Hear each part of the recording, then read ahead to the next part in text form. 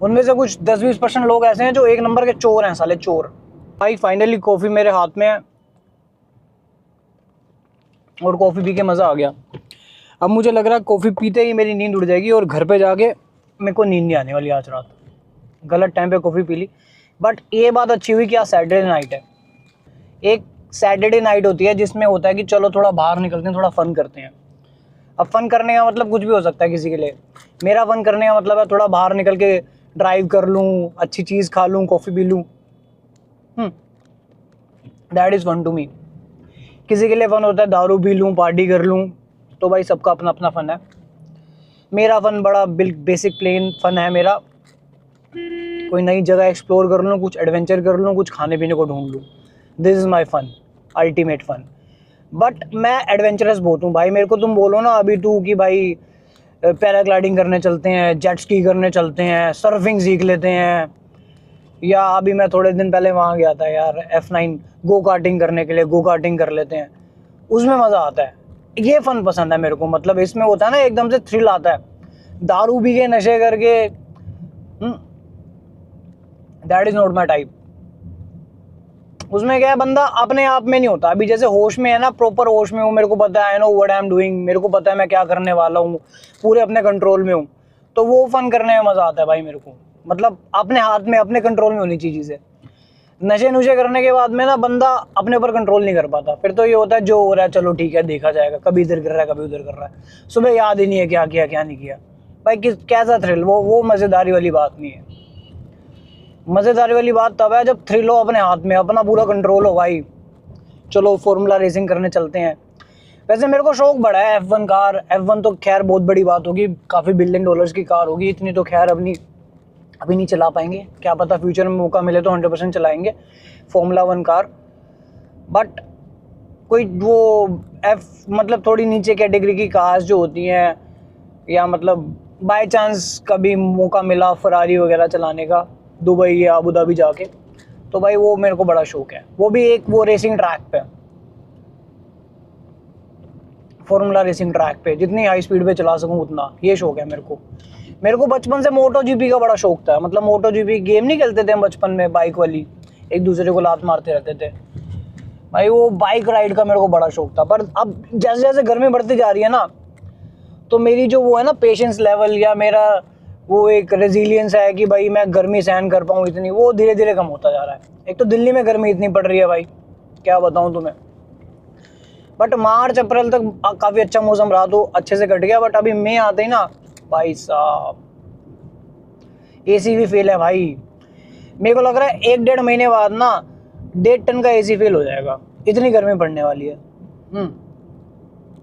वो तो चलो मैं ऑफिस चला जाता हूँ, ऑफिस में सेंट्रल एसी वेसी लगा होता है तो दिन निकल जाता है। जिस दिन मैं घर पे रहूँ ना और उस दिन मेरे को एसी चलाना पड़ जाए तो भाई मेरे को मौत आ जाती है। एक तो मैं घर पे भी रहूँ, ऑफिस का काम करूँ और एसी भी चलाऊँ और बिजली का बिल भी मैं भरूँ, ये थोड़ा सा मेरे को गलत लगता है मामला।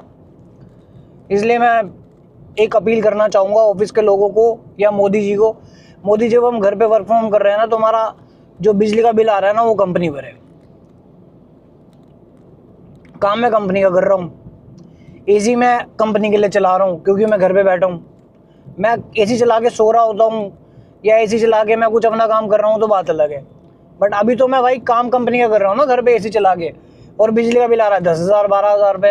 अरे मतलब आधी ज़्यादा सैलरी तो तुम भाई उसी में ही काट लो हमारी बिजली के बिल में, ये क्या बात हुई। ये नहीं चलेगा भाई, ये नहीं चलेगा।